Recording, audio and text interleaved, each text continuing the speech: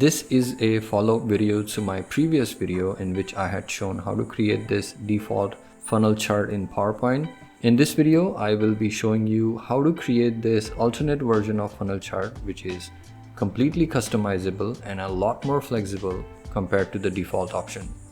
On a blank slide, click on Insert, click on Chart, click on this bar option and select this stack bar chart, which is second from left.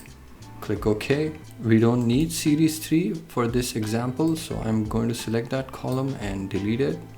Let's clean this up a bit more, so I don't need chart title or grid lines, so I'm just going to uncheck that.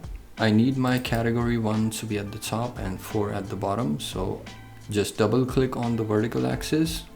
On the right hand side, click on categories in reverse order.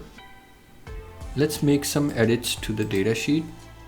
So right click, click on edit data. Now second column is where we will be updating our values, and I need 5 categories. So I'm just going to drag this blue rectangle from this bottom right corner one place. I'm going to relabel these as stage 1 through 5. Let's add in values here. 5,000, 4,000. Now this doesn't look like a funnel chart yet. To make that happen, we will have to add simple formulas in our column 1. So what I'm doing is, whatever is the difference between this top bar and second bar is, I'm going to split that in half and distribute that space evenly to the left and right hand side of this bar. Take this first example. So the first value is 5,000 and the second one is 4,000. So the difference is 1,000 and half of that is 500. So I'm gonna put 500 on the left hand side and 500 on the right hand side. As soon as we add 500 to the left hand side, this bar should automatically get pushed to the right.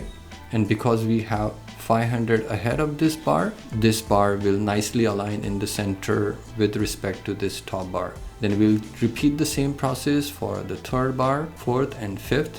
And in the end, all these 4 bars will get pushed to the right just enough to make it look like a funnel chart. So let me zoom in a bit so we can see nicely. And I'll move this here. Type in equal to, we need to subtract 4,000 from 5,000. So 5,000 is in C2 cell. So type in C2. I'm going to add dollar signs next to CN2 because we want to fix this cell in our formula. To do that, I'm pressing F4 on my keyboard, then say minus C3, add a bracket around this subtraction, then divide by 2 and hit enter. PowerPoint autofills our formulas for rest of the cells, which is what we want. But just to confirm it happened correctly, let's look at the formulas. So we wanted 3,000 to be subtracted from 5,000. So C2 minus C4 divide by 2, that looks correct. For the next one, it should be C2 minus C5, and the last one should be C2 minus C6. Close the data sheet, click on these blue bars, go to Shape Fill and select No Fill, and our funnel chart is pretty much done. We get the same options we had for the default funnel chart, so we can change the gap width to be 0. Let's enable the data labels by right clicking and click on Add Data Labels. Let's increase the font size, color them white. We can delete the legend because we just have one series. We can get rid of the axis if we don't need it. We also get few more options with this chart. So if I double click on my data labels, under label positions, I get these options to align them either on the right hand side or the left hand side. I can keep them in the center for now.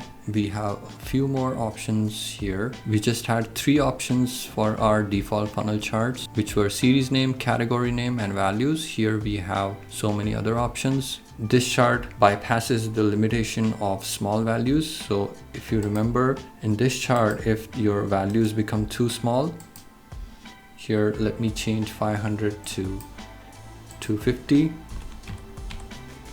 PowerPoint will just remove the label for smaller values. For this one, you can go as low as you want. So let me change this to 1. The label is still here.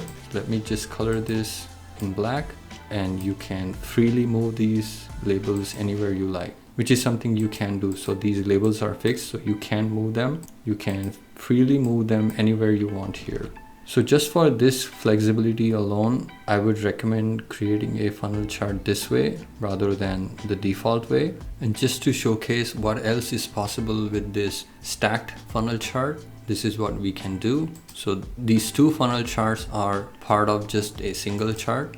This is how the data sheet looks like.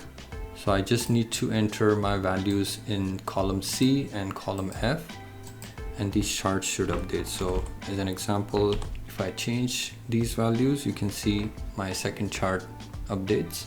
Another advantage of this chart is we can paste different shapes on top of these charts. So I've made these two cylinders. Let me copy this blue one and paste it on top of this blue chart. Let's do the same thing here. Another example could be, let's paste these rectangles and see how it looks. We can do the same here. So much more is possible with this revised funnel chart. So I see no reason why we should be content with our default funnel chart. Although it saves time, I like to have a lot of flexibility with my charts. I go with this kind of a chart always, and I hope you do too. So I hope you like this video. If you did, please leave a like and subscribe for future videos, and I will catch you next time.